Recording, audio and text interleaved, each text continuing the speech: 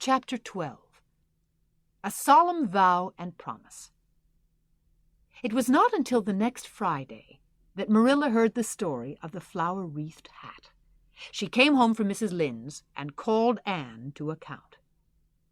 "Anne, Mrs. Rachel says you went to church last Sunday with your hat rigged out ridiculous with roses and buttercups. What on earth put you up to such a caper?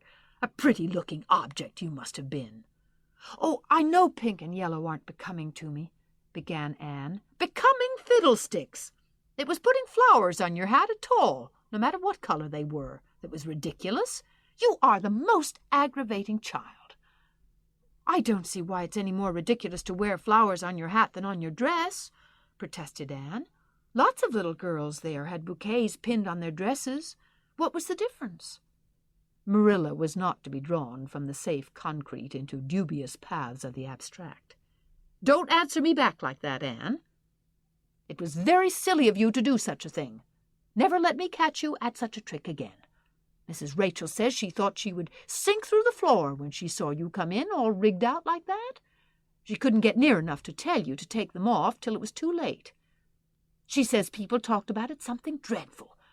Of course they would think I had no better sense than to let you go decked out like that." "Oh, I'm so sorry," said Anne, tears welling into her eyes. "I never thought you'd mind.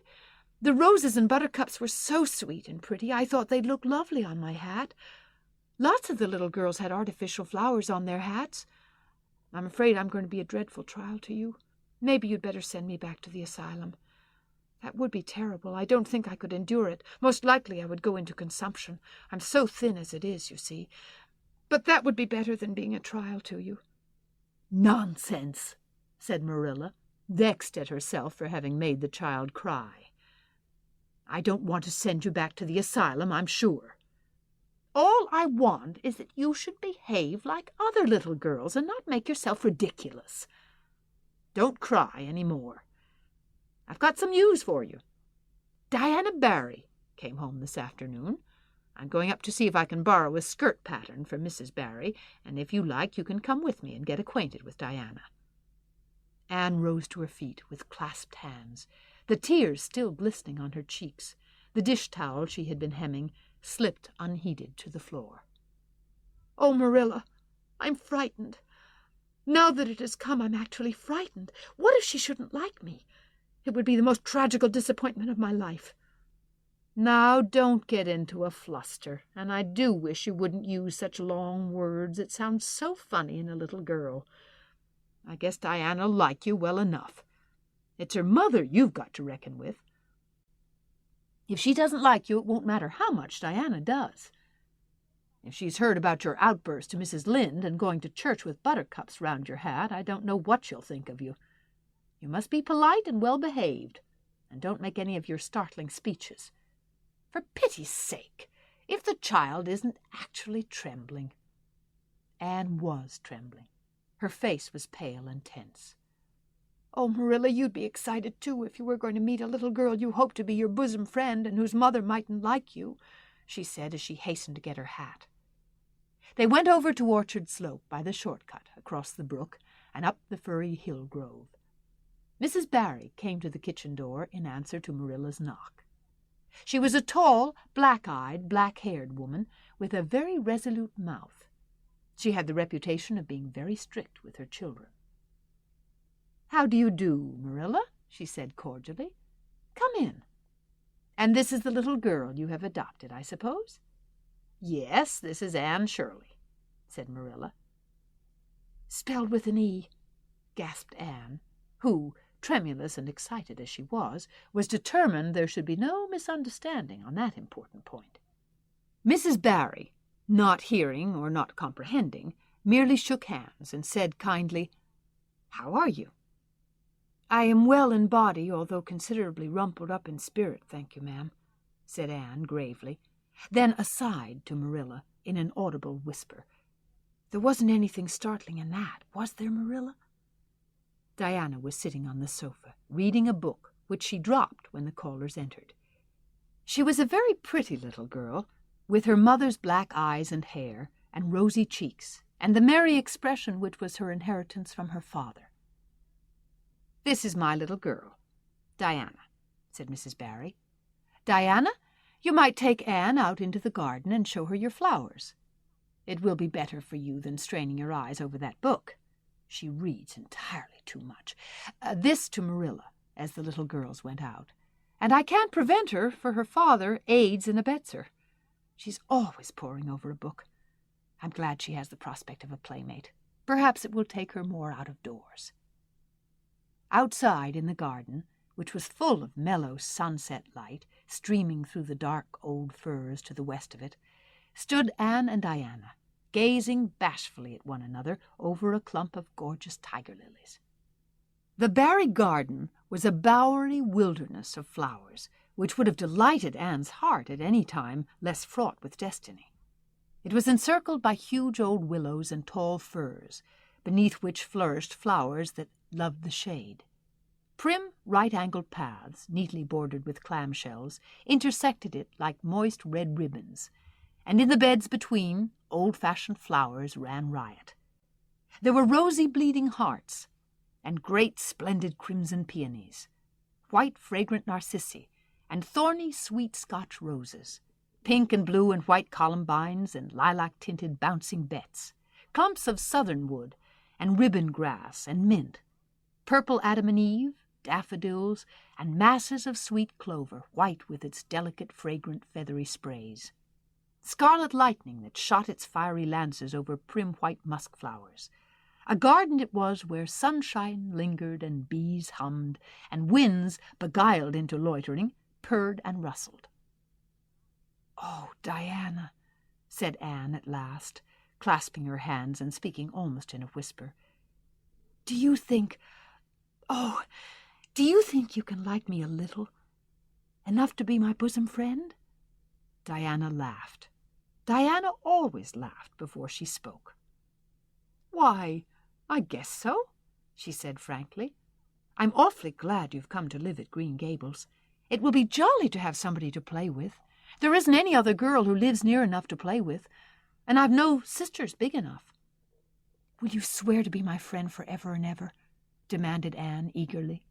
Diana looked shocked. "Why, it's dreadfully wicked to swear," she said rebukingly. "Oh, no, not my kind of swearing. There are two kinds, you know."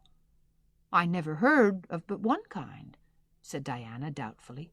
"There really is another. Oh, it isn't wicked at all. It just means vowing and promising solemnly." "Well, I don't mind doing that," agreed Diana, relieved. "How do you do it?" "We must join hands. So," said Anne gravely, "it ought to be over running water. We'll just imagine this path is running water. I'll repeat the oath first. I solemnly swear to be faithful to my bosom friend, Diana Barry, as long as the sun and moon shall endure. Now you say it and put my name in." Diana repeated the oath, with a laugh, fore and aft. Then she said, "You're a queer girl, Anne. I heard before that you were queer, but I believe I'm going to like you real well." When Marilla and Anne went home, Diana went with them as far as the log bridge. The two little girls walked with their arms about each other. At the brook they parted with many promises to spend the next afternoon together. "Well, did you find Diana a kindred spirit?" asked Marilla as they went up through the yard of Green Gables. "Oh, yes," sighed Anne, blissfully unconscious of any sarcasm on Marilla's part. "Oh, Marilla, I'm the happiest girl on Prince Edward Island this very moment. I assure you I'll say my prayers with a right good will tonight. Diana and I are going to build a playhouse in Mr. William Bell's birch grove tomorrow. Can I have those broken pieces of china that are out in the woodshed? Diana's birthday is in February and mine is in March. Don't you think this is a very strange coincidence? Diana's going to lend me a book to read. She says it's perfectly splendid and tremendously exciting. She's going to show me a place back in the woods where rice lilies grow. Don't you think Diana has got very soulful eyes? I wish I had soulful eyes. Diana's going to teach me to sing a song called Nellie in the Hazeldell. She's going to give me a picture to put up in my room. It's a perfectly beautiful picture, she says. A lovely lady in a pale blue silk dress. A sewing machine agent gave it to her.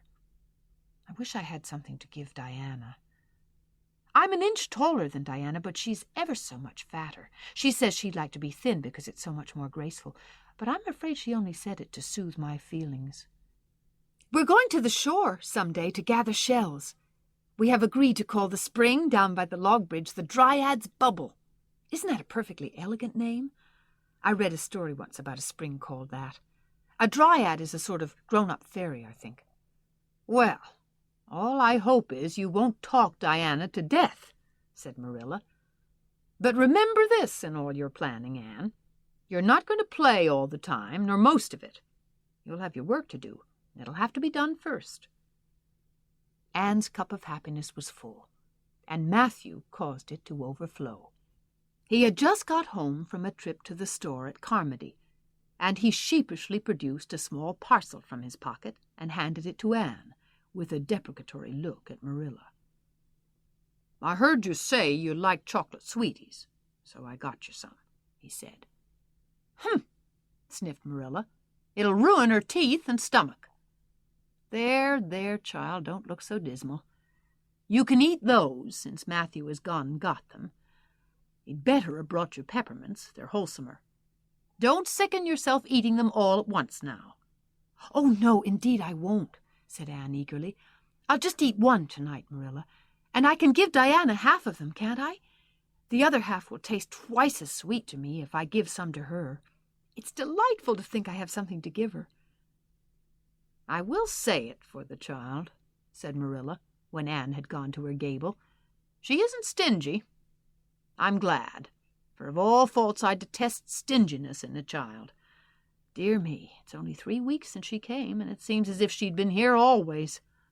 I can't imagine the place without her. Now don't be looking I told you so, Matthew. That's bad enough in a woman, but it isn't to be endured in a man. I'm perfectly willing to own up that I'm glad I consented to keep the child, and that I'm getting fond of her.